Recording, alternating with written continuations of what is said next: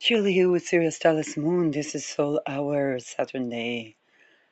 Sun is with Venus, opposing Jupiter, and the ascendant and midheaven ruled by Jupiter, ascendant 19 degrees Pisces in midheaven, in Mula Nakshatra, ruled by 20 degrees Jupiter retrograde, moon 16 degrees Libra. So, we are slowly perfecting our magic square between Mars, Sun, Venus, and Capricorn, Chiron and Aries, in Aries, Jupiter in Cancer, and the Moon in Libra. Now, what I want to talk about is what happens when I talked about relations.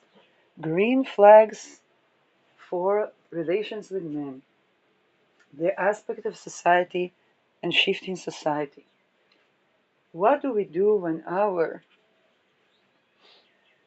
life trajectory takes us to a place where they don't practice true cohesion, which means that they practice trauma bonds in that society, but that place has junctures in it that are vitals for us having love that is actually loving.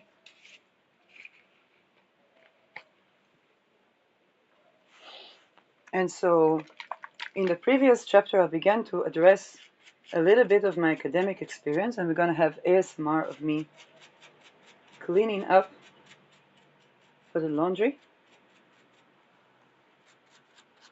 So, those who don't like ASMR can continue to other episodes, but for those who do, it can be an ASMR episode. So, stain removing ASMR.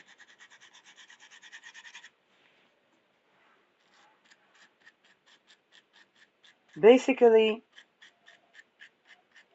a part of the design of societal structures, and those who suffer from that are mainly the nobility themselves. Because during changing times, we don't see it so evident because everybody suffers, but in between changing times, the nobility has to sustain life for people where they don't complain very much.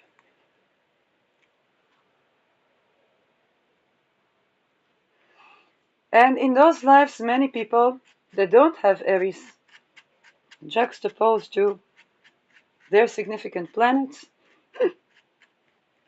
in such way where even if they do shut up, they still have problems that force them to speak. Okay? I've been in an onset like this since 2017, with Uranus and Aries conjoining in Aries squaring Pluto. And Pluto was on my lot of fortune back then. Vasphira and fortune. No, it was progressing towards my lot of fortune. It was opposing my moon and progressing towards squaring my Mercury. But on my lot of fortune. So, yes. And so, usually the nobility themselves, they have to deal, and they live in silence. When Feynman said the pyramid is upside down, I understand. They have, if we think that tyrannical regime is terrible, we don't know what life is like in the elite.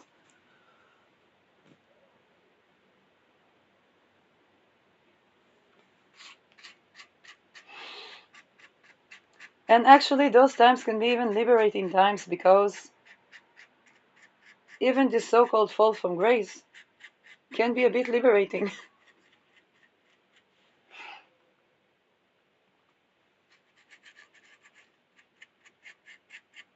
Okay, if they haven't exposed Epstein in 2008, and there wasn't a subprime crisis adjoined to that affected all of society, who would care to hear what Anya Wick has to complain about her family?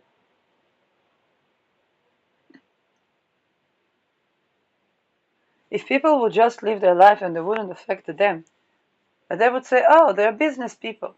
She probably was trying to climb up the ladder of family feuds, or what is this rich kid has to complain about her life, and so on and so forth. Before, don't look at me like that. Before the Me Too, we know that this was the face of things.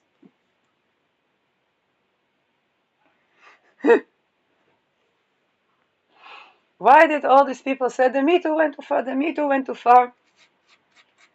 It's because it shakes the entire. If the entire foundation is based on rape of children and so on and so forth, then what happens if we cannot rape anymore?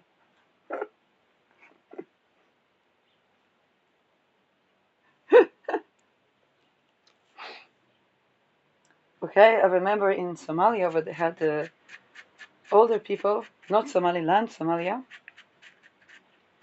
The older people, they said, but we go by Islam when they abolished child weddings. You know how it looks like? Old men. They're supposed to be the pillars of the spirituality of society. You know, when we listen to people.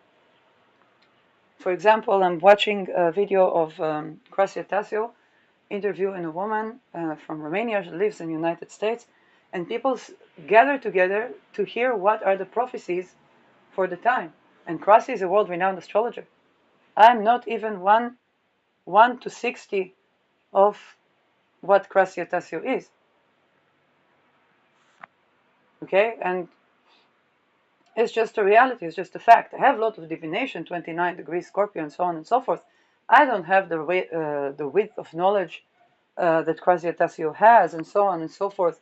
I'm not even when I do astrological magic, I don't fast for 2 weeks. I don't live in the mountains of where they come to see Sirius, okay? Different people, different blessings. I have Aries transits that put me at the precipice of the changing times in such a way that I'm a part of the changing times, and this is why I have predictions, because they affect me personally. Now, why am I saying that? Because these gurus, these masters, these imams, these rabbis, these priests, we look up to them to see what is at the precipice of time. Now, what happened in Somalia when they abolished child marriage? And these are the people. The son said, "Well, we go by Islam. Well, we go by Islam. How does it look? How? It's not about how does it look.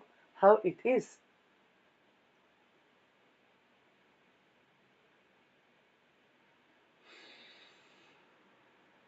And it forces us to look at our entire spiritual endeavor and sift the wheat from the muck.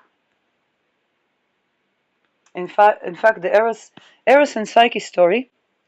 Shout out to Yazamin, who mentioned Eros again, and now I have to see why Eros. Why does Eros come up for me? Because I have Eros next to my Neptune, and the Psyche in the 12th house.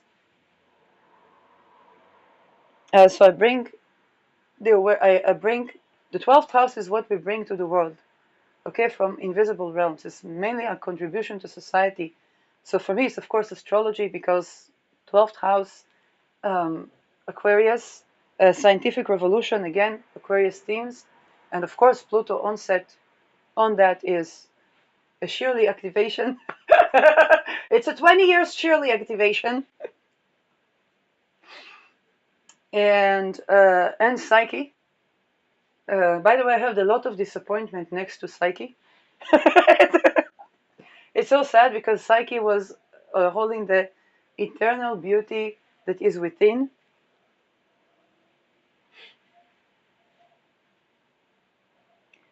Um, so her themes come up also when it pertains to nervous system supportive beauty, I guess.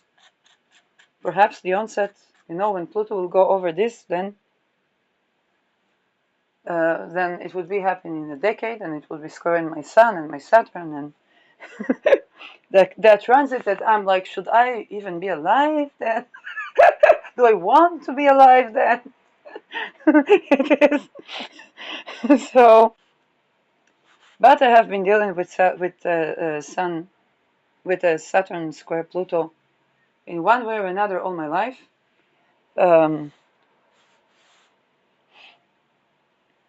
And yes, so let's see why Eros and Psyche arrive today.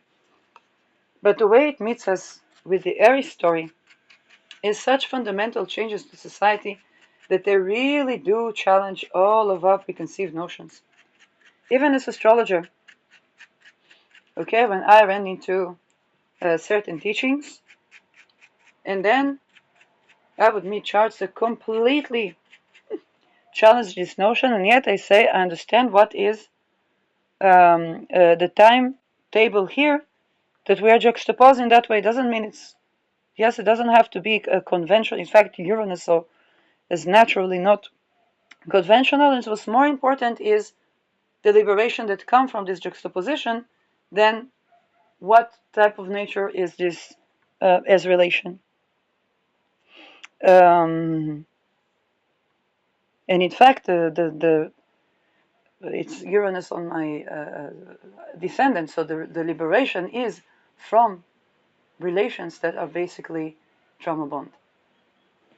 And that's what certain people that juxtaposed me to that chart didn't see. Maybe some of them did, maybe didn't.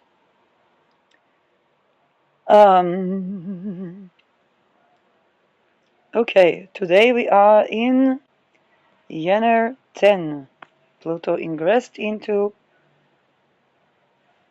I'm gonna pick this and go with the asteroids to see Eros and Psyche.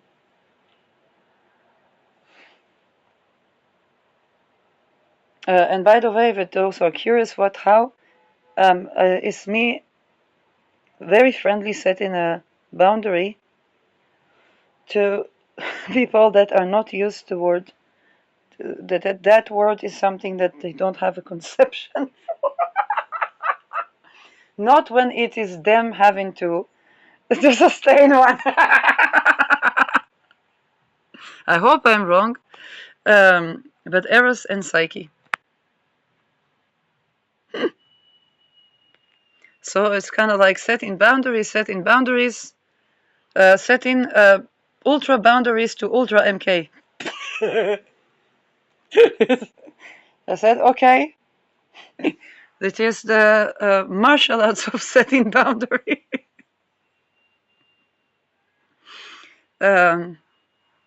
Yes, and the question of borders. It's oak. On the world is changing borders. So let's take a look. Eros is around my Venus, and the Psyche is around my Rahu. Okay, 5 degrees Taurus, and Psyche is on Aldebaran. Interesting. And this is why I saw Vlogger. Okay, I have Venus in the 3rd house, and I saw Yasamin. It's basically content creator, woman, and she talks about Eros, and she talks about beauty as a boundary. Now, the story for Eros and Psyche. Eros was with, I think it was Aphrodite. He was with the most beautiful woman. And then there was a single lady. And this beautiful, beautiful woman who was married to Eros. I don't know what was she bothered about this single lady. And she sent her husband, I don't know what, to shoot an arrow to make this single lady fall in love with the most evil man on earth. Now, who would be the most evil man on earth? The man who would take that job. And the arrow shot at him, and he fell in love with Psyche. So they would meet, veiled, under the veil of ignorance. It could be even in the astral or dream state. And Psyche would really fell in love. Said, who is this man? Who is this man? And then one of the friends of Psyche told her, listen, before you fall in love, go check who is this man. Go look at his face. And so Psyche sneaks into his room as he is asleep and veils his face. And now she knows this is Eros. I don't know how come it's not asleep with Aphrodite, but the story is a story. And basically, what Aphrodite does, because these two are in love, in the beginning, Eros is too ashamed and projected this on Psyche. He said, "You broke my trust." Of what? Okay, was feeling too entitled. But then they somehow got over this and wanted to be together. To divorce, Aphrodite said, she asked for Psyche. And this is why Aphrodite here was not wrong. In the beginning, she was dead wrong. But after she understood she's going to lose her husband, then, and she also understood that she told she was going to lose her husband because in the beginning her husband was playing the role of the most evil man. So Aphrodite understood, she brought it up upon her, and she wanted to fix the situation. She is a goddess of beauty after all. She's not that evil. I mean, she is, but she isn't. I don't know. And then she wanted to correct her own evil, perhaps, and said, "Will Psyche have to sift the wheat from the muck? And only after she's done doing that can she marry Eros." Why is that important? Because once we find out who was this mythical Eros, the mythical man, that the woman that had the beauty that comes from within, it's not just the beauty of if I think about the Venusian beauty, it is, as filmmaker, is composition. The play of composition and aesthetics. Psyche had something there that's beyond that. And I don't know to assess that. I have Psyche in my 12th house, but Psyche had just something about her that was superseding Aphrodite. This is why when they say Psyche and Eros, a lot of people say, oh, these are twin flames. It's a generational planet, because generational asteroid. Psyche and Eros change signs quite rarely, and so it means that you're twin flame with the generation. Okay, so okay, within that generation there are more and less compatible so-called twin flames. Okay, so that is proportion, and yet there can be something that can be felt along the thread of a generation, that in that particular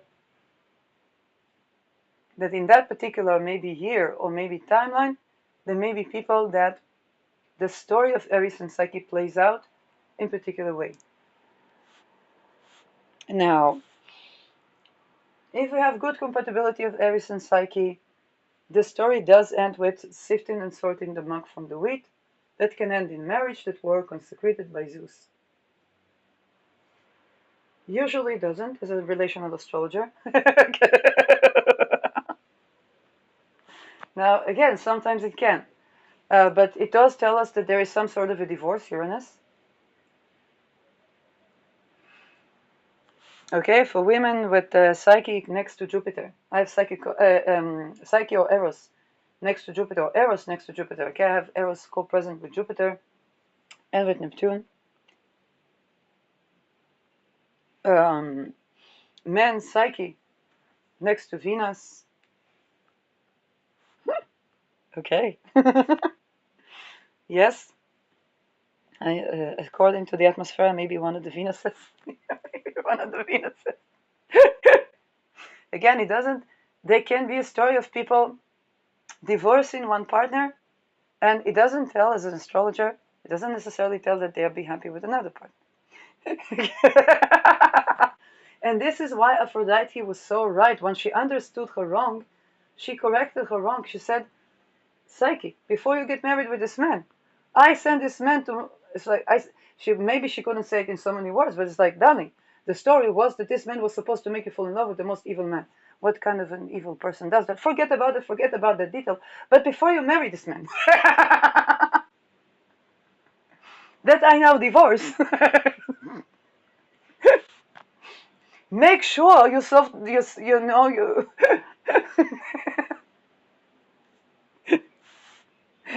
Okay?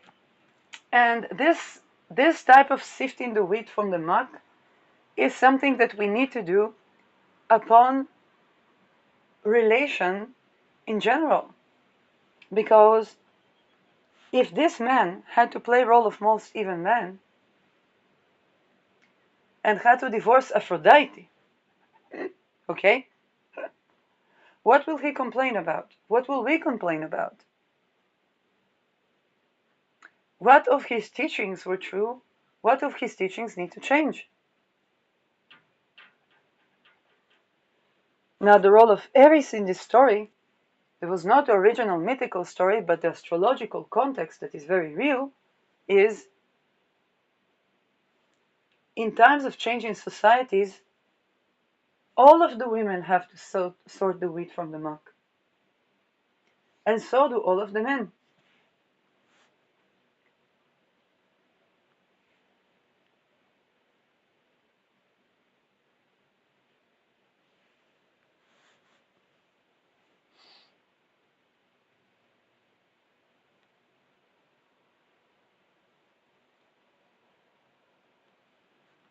We all have to ask ourselves, what of the foundations of everything we knew is real and what is not? Now, when we talk about the context of Eris and relationships, it's that type of sorting the wheat from the muck. Okay, divorce, for example, of my parents was almost lethal. Not going to get too much into that. Of course, there's a societal component and so on and so forth. But almost lethal. And yet, the things that came from my parents that I definitely would keep, and things that I definitely wouldn't. For example, my mother told me, don't marry a person who's not from your origin, because it's such a peril that both of you will suffer and children could suffer. And while that's not false, what if my origin is based on not true cohesion, but trauma bond-based cohesion, and I want a healthy relationship with a man?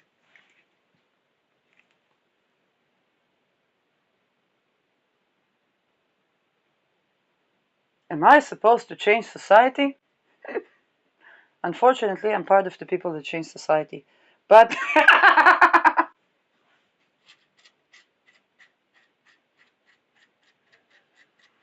um, but this is how the topic of sorting the wheat from the muck comes up in those Aries-based relationships.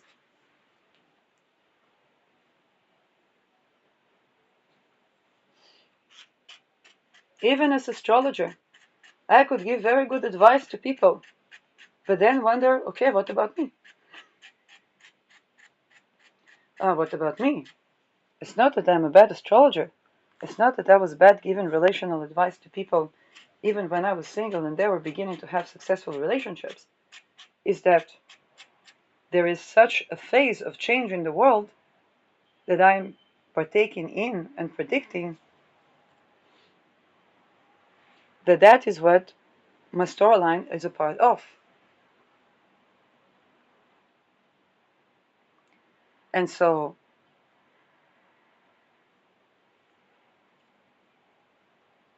what if, yes, a man who would support me being, I don't know, the woman that I am, and so on and so forth, to be the man that he is, needs to be in those type of secret societies that are based on trauma bond and not true cohesion.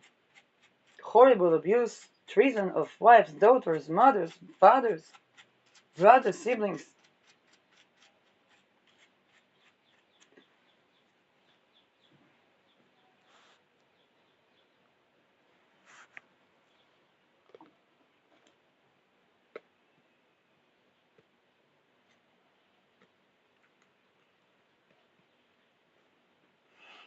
This is something that all the relational teaching, coaching, communication, attachment pattern, all of these are very useful, but not suffice. Okay? The love is actually loving, basically, The world did not accommodate for it in the sectors and echelons that are supposed to be the most transparent and representative.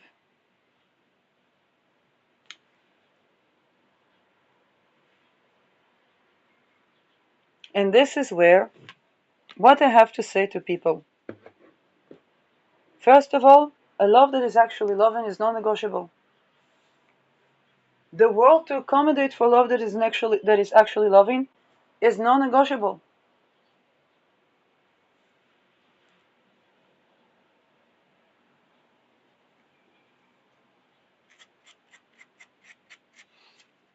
Having to fund for a love that is actually loving, okay? The way that we fund for whatever being in a way that is actually loving is also non-negotiable, because if we build the world and our foundation on something that is slavery, rape, okay, a controlled population or control the depopulation, okay, we basically build a foundation that do not accommodate for love that is actually loving. And of course that affects us.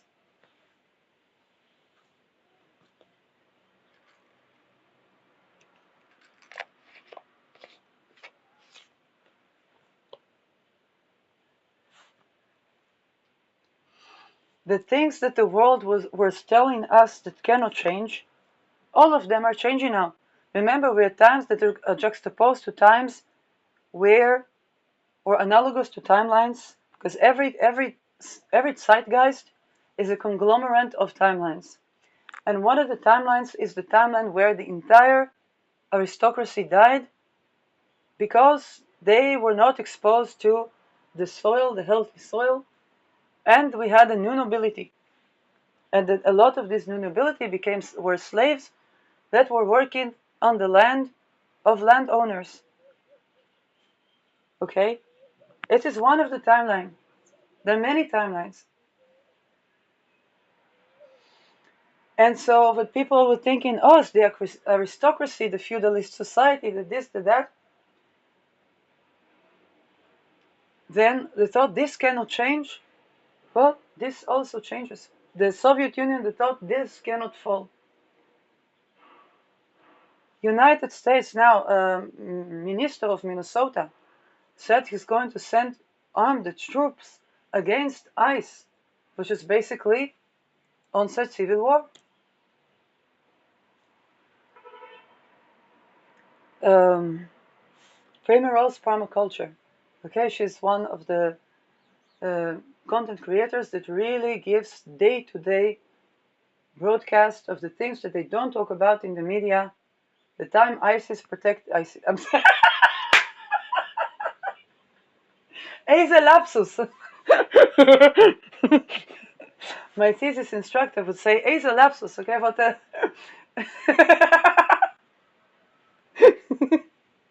Was für ein lapsus. And so, yes, the time where ISIS had to protect themselves from a white driver in her car. They were armed, she was not. Unfortunately, she died. She was shot 3 times in her face and died over nothing. As you can understand, as you can infer from my description, she was not an immigrant from Poland.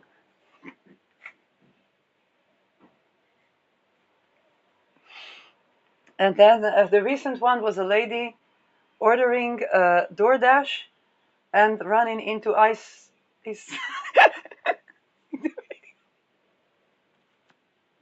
Funded by classified project from public money.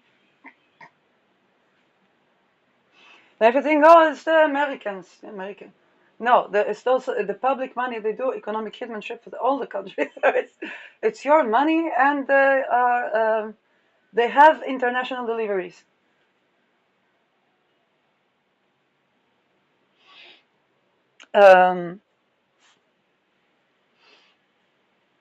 Extortion cult logic is not Trump's regime, it's the regime.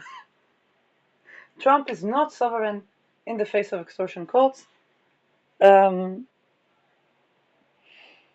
more things to do with that.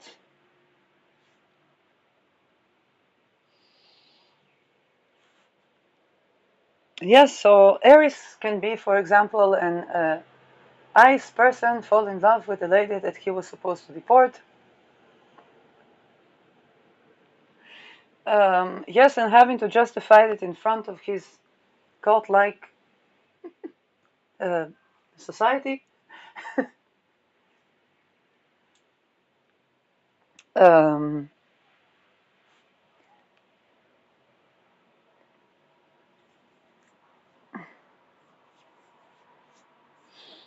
now,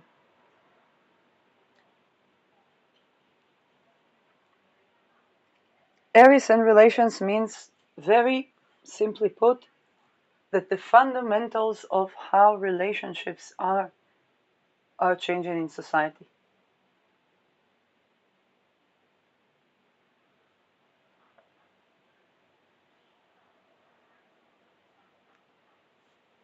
Think about growing from trauma bond to safe and sane attachment. From something that could even be disorganized attachment pattern, which is trauma-based attachment relational pattern, into safe, sane relation. What does it mean for nations, for tribes that were based on trauma-based relation?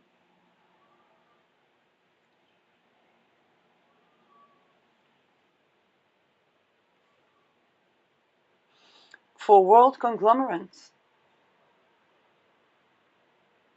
for cloning farms,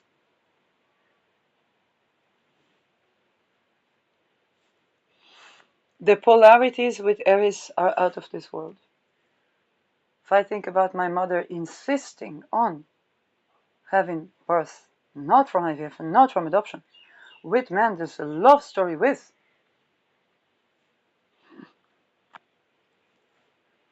think about the polarity. Yes, I don't tell, some of you read energy, no, but I don't tell all the juxtapositions that were. Um,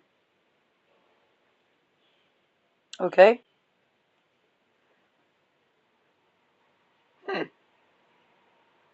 Polarity after polarity.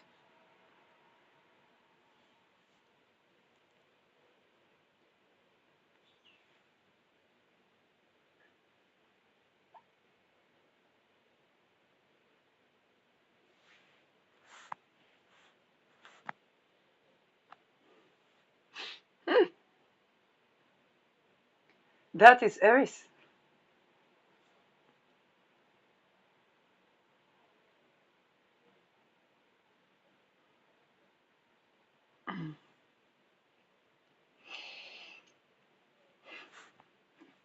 It's the fundamentals. In elite society, I don't need to tell you. It's not, it's not how juxtapositions get made for children.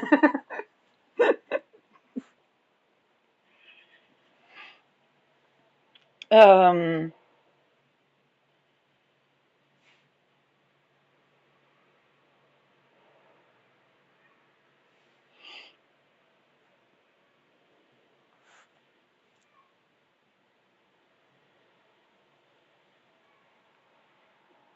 the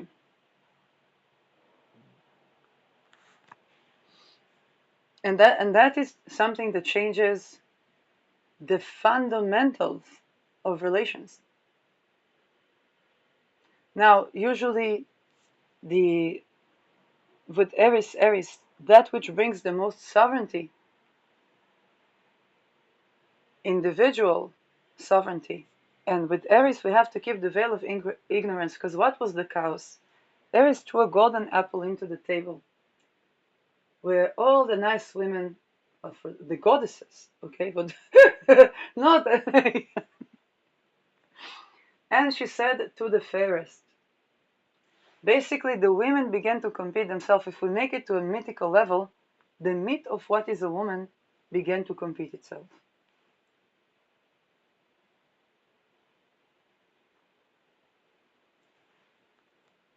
Who is the fairest? And I'm not even talking plastic surgeries, not plastic surgeries. Okay, if I think about one of the things I ran into, Annika Lucas, the survivor of these cults, she was supposed to be this natural beauty, and she's indeed a very beautiful woman, naturally beautiful woman, and she was worshipped as goddess. She was also horrifically tortured, yes, and worshipped as goddess. There's a reason why she came. There's a reason why she skipped that. But not as a goddess for herself, but as something that was considered depersonal. She was basically going to depersonalization. That goddess was the mythical. That goddess would be offered to the supposedly film actors or politicians or the people that wanted basically to live as gods. And that goddess was 11 years old, natural beauty, that was trained to asquiash. For each person, they would train her to asquiash to the fantasy of another and be basically the goddess of a beauty in his eyes. Not just beauty, eroticism, everything, as a child.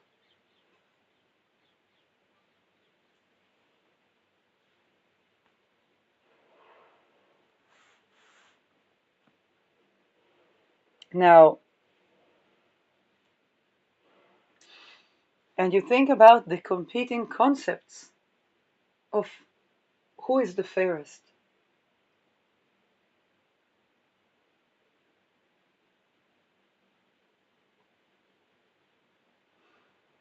And Eris being the one that was disincluded from the table. We understand that at these times the one that was disincluded from the table was a woman. Not child, not nun, not whore, a woman. What happens in society where a woman embodied sensual for her own pleasure, not because she doesn't care about pleasure of another, but because she doesn't sacrifice her pleasure, which is important to find compatibility, fertility, conception, orgasmic birthing.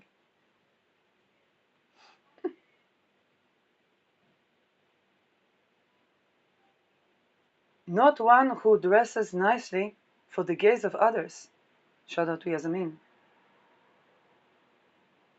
but as her own boundary of expressing her value through the creative expression, which is the art.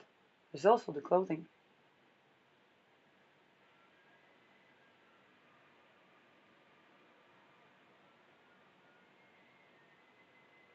What happened when this woman, when the concept woman is disincluded from society?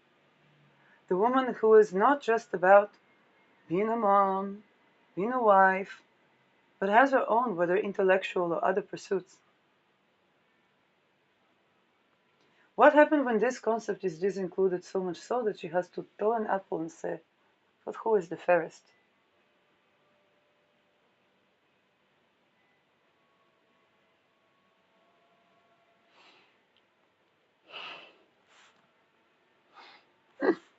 Knowing that the concept woman, to begin with, is disincluded from the table.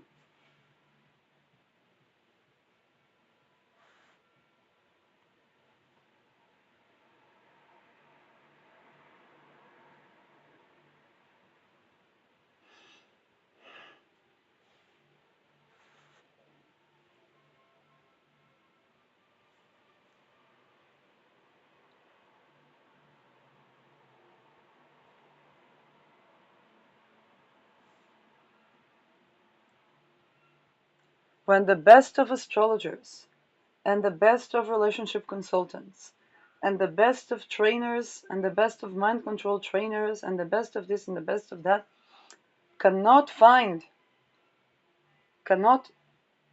a place in the society for the concept of a woman, then all of the astrology and all of the relational teaching and all of the philosophy and all of the religion and all of the economy and all of the politics and all of the society and all of the military and intelligence capacities and competence simply isn't. That is what's about to collapse with Saturn-Neptune, and in 15 years with Neptune conjoining Aries.